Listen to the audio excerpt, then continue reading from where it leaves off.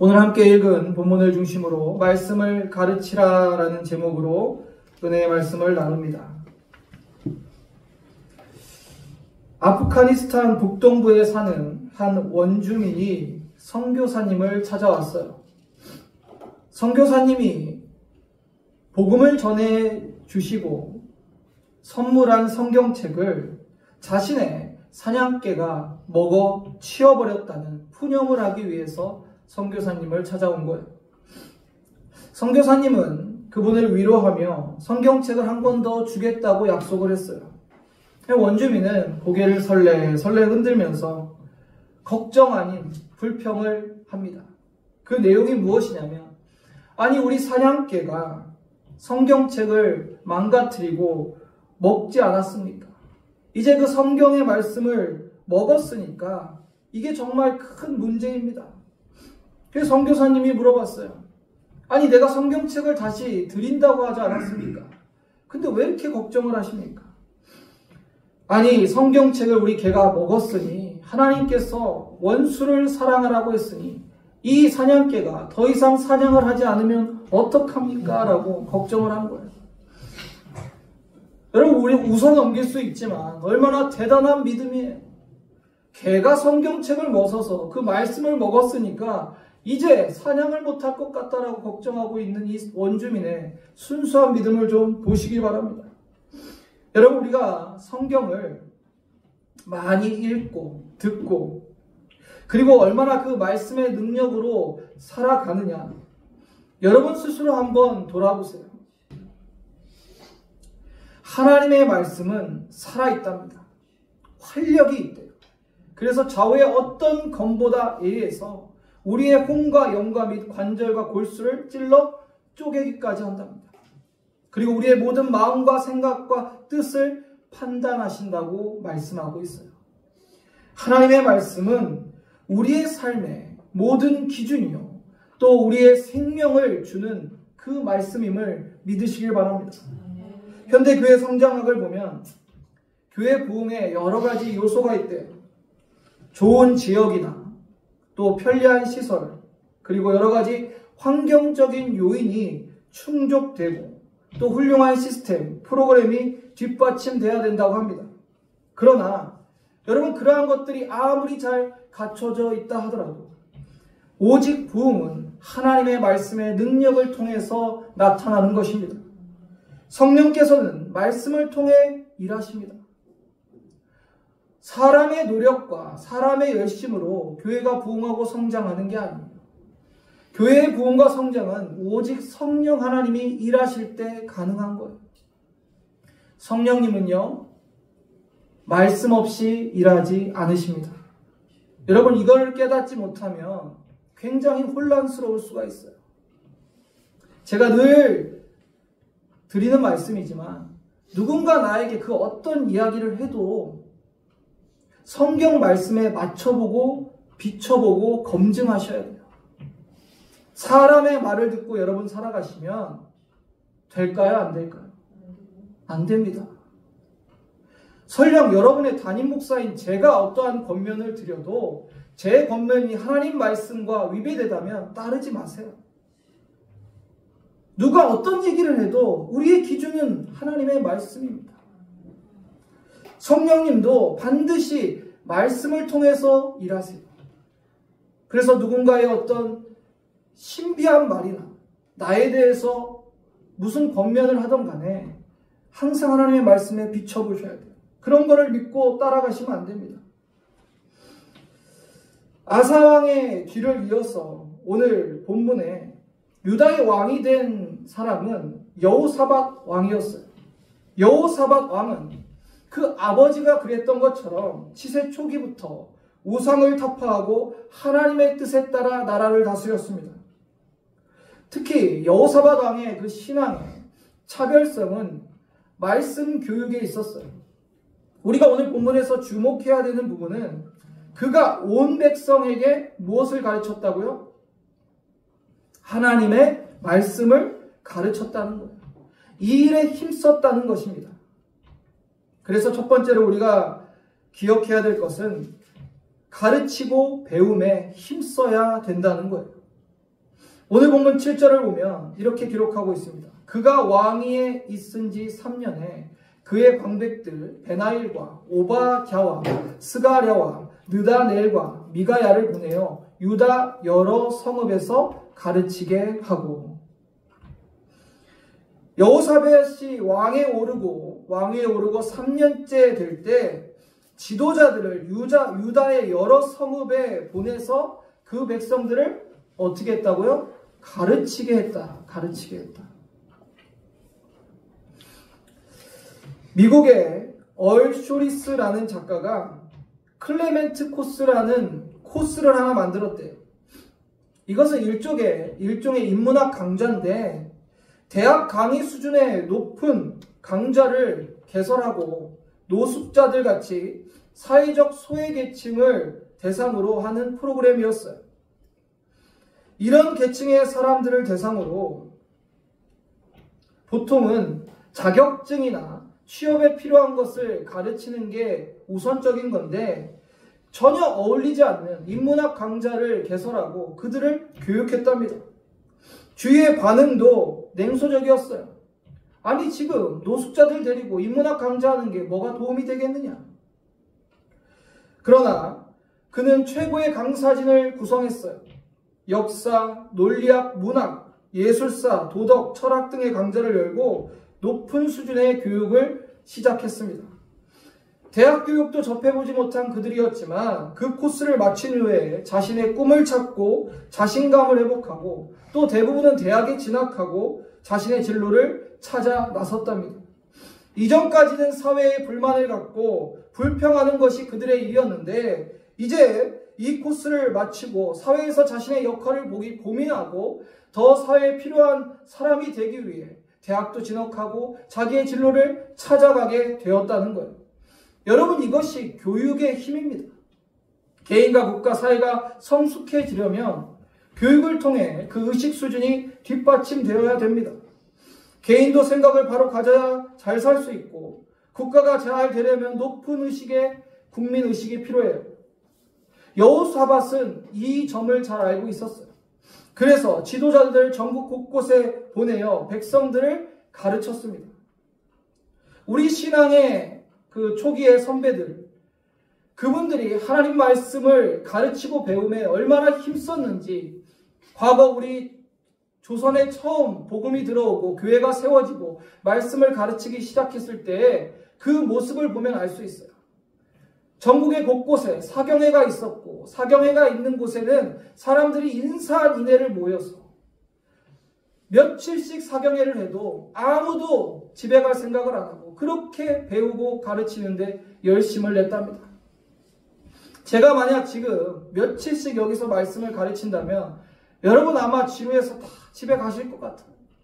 그런데 우리의 신앙의 선배들은 한 소리 또 하고 한 소리 또 하는 말씀 같아도 하나라도 더 하나님 말씀을 배우려고 그렇게 힘쓰고 또 하나라도 더 가르치려고 그렇게 힘썼어요. 현재 우리의 모습은 어떻습니까? 얼마나 간절히 가르치려고 하고 얼마나 간절히 배우려고 합니까? 예전에 들은 어떤 목사님의 이야기예요. 그렇게 이야기하시더라고요. 성도들을 너무 많이 가르치면 안 된대요. 왜 그렇게 가르치면 안 된다고 말씀하시냐, 그 이유를 들어보니 그래요. 성도들을 너무 가르치면 성도들이 너무 똑똑해져서 목사한테 대들고 잘 말 안 듣는다는 거예요. 저는 도저히 이해도 안 되고 수용도 안 되는 이야기였어요. 성경의 말씀을 제대로 가르쳤다면 목회자와 성도가 서로 더욱 겸손히 섬기고 동역하지 않겠습니까? 제가 듣기에는 그저 가르치기 귀찮아서 하시는 말씀 같아요. 여러분, 우리가 말씀을 가르치고 배움에 힘써야 될 줄을 믿습니다. 그래야 교회가 건강하게 서가는 거예요. 예수님께서 이 땅에서 하신 3대 사역 알고 계시죠? 3대 사역 뭐죠? 가르치는 일, 티칭이죠. 티칭. 두 번째는 말씀 선포, 천국의 복음을 선포하셨죠. 그게 프리칭입니다. 그리고 세 번째는 힐링이죠. 치유하시는 일, 고치는 일을 하셨어요.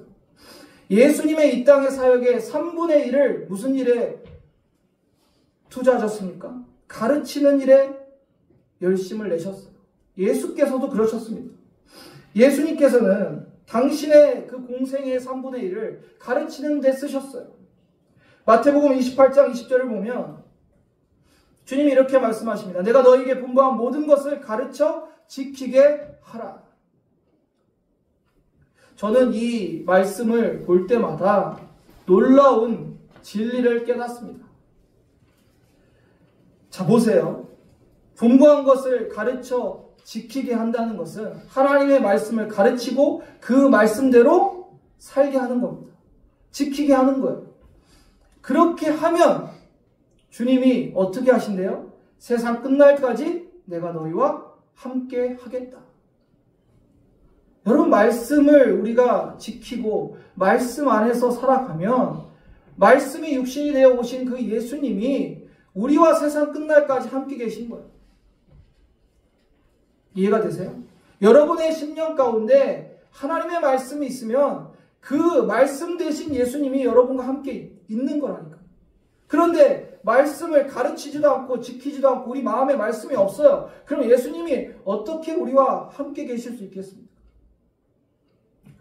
여호사밧은 이 점을 잘 알고 있었어요. 그래서 지도자들을 곳곳에 보내어 백성들을 가르치는 데 힘썼어요. 두 번째로 우리가 무엇을 가르쳐야 되는가입니다. 무엇을 가르쳐야 될까요, 여러분? 이미 다 이야기했죠. 성경을 가르쳐야 합니다. 성경. 오늘 구절을 보면 그들이 여호와의 율법책을 가지고 유다에서 가르치되 그 모든 유다 성읍들로 두루다니며 백성들을 가르쳤더라. 아멘.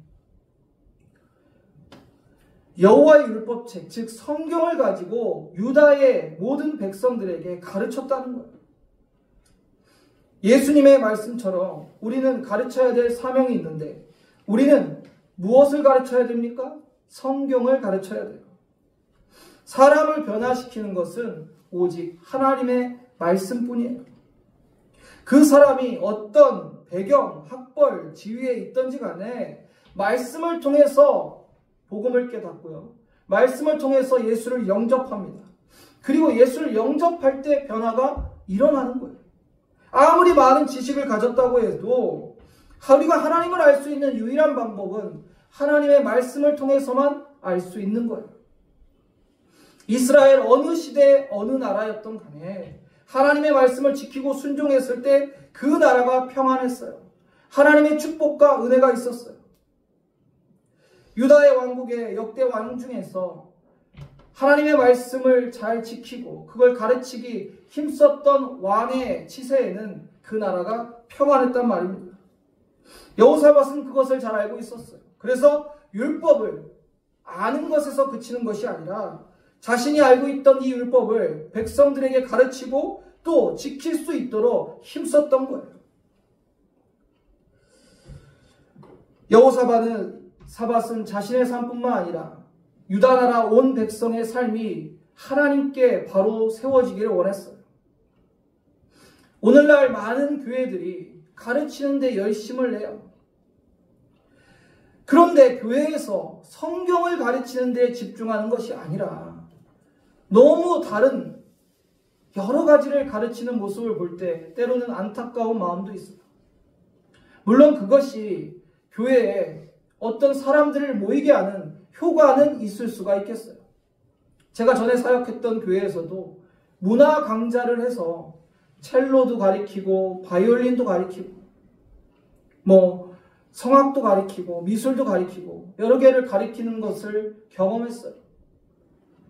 그런데 여러분, 교회에서 정말 가르쳐야 될 것은 성경인 줄로 믿습니다. 물론 그런 것을 통해서 아이들이 올 수도 있고 교회에 발을 들여서 또 복음을 들을 기회가 될 수도 있어요. 그런데 우리가 본질을 놓치고 간다면 그것은 잘못된 것입니다. 여러분, 목사님의 설교를 듣죠. 이 시간은 굉장히 짧습니다. 여러분이 하나님의 말씀을 정말 배우고 또 깨닫기를 원한다면 내가 매일 성경을 펴서 읽고 성령의 도우심을 구하면서 말씀을 가까이 하셔야 돼요. 과거 성경이 모든 사람에게 보급되기 전에는 성경은 소수의 성직자들만 볼 수 있었어요. 그런데 이제는 여러분이 아무 노력 없이 정말 너무나 쉽게 성경을 접하고 가지고 계세요. 여러분, 성경 사는데 엄청 힘들고 성경 구하는데 엄청 어려웠던 분 어디 있으세요?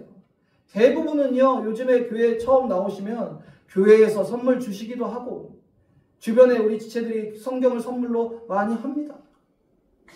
그래서 성경을 구하는 게 어려운 것이 아니라 문제는 내가 그 성경을 정말 펴서 읽고 그 말씀을 내 안에 두느냐는 거죠. 제가 전에 한번 개그우먼 조혜련 집사님 간증을 들은 적이 있어요.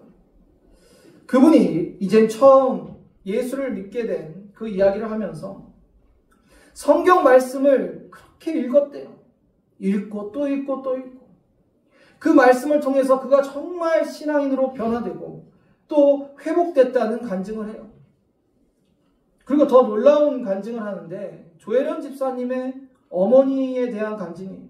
그때 그렇게 얘기했대요. 내가 하나님을 지금껏 70년 이상 모르고 다른 우상을 섬기고 살았는데 내가 주님 만날 날이 얼마 안 남았는데 내가 하나님을 조금이라도 더 알고 주님을 뵈야 되지 않겠냐.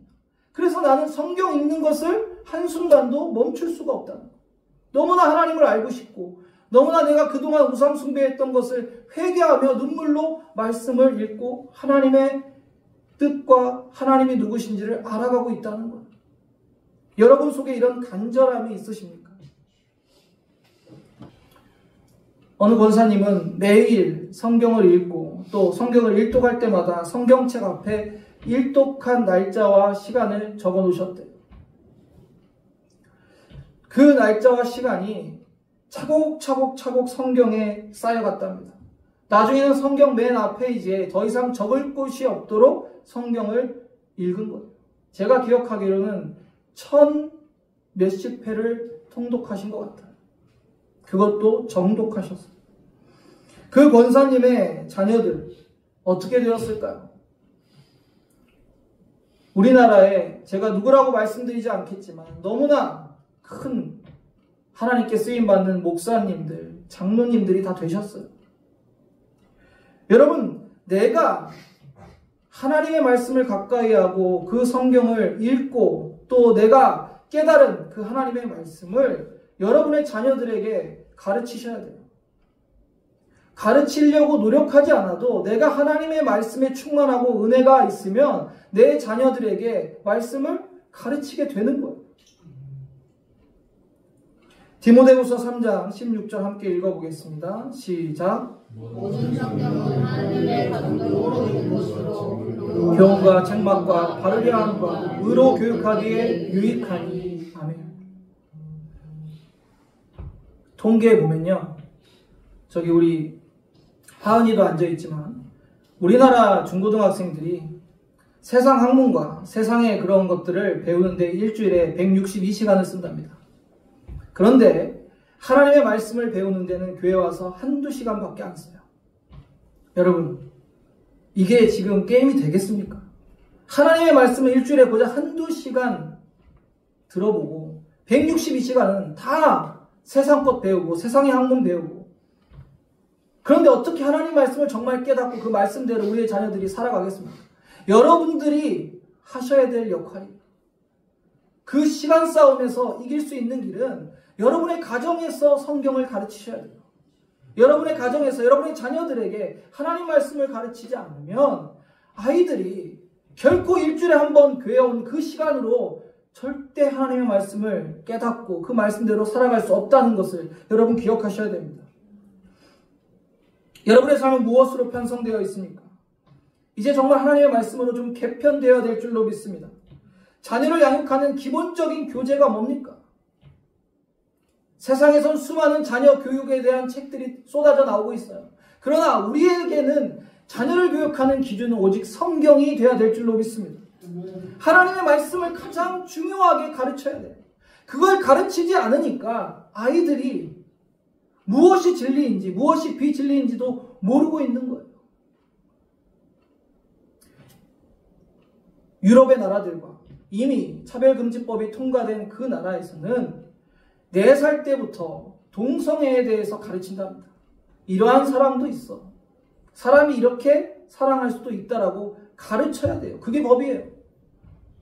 그러한 상황 속에 그것이 죄라고 우리가 가르치지 않으면 아이들은 세상 속에서 그런 것을 배우고 듣고 그런 줄 알고 살아가게 되는 겁니다.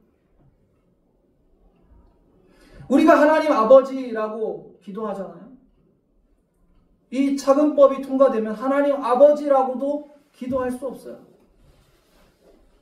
성평등에 위배된다는 거죠. 하나님 아버지, 어머니 뭐 이렇게 뒤에다 다 갖다 붙인 다음에 기도해야 돼요. 그게 말이 됩니까?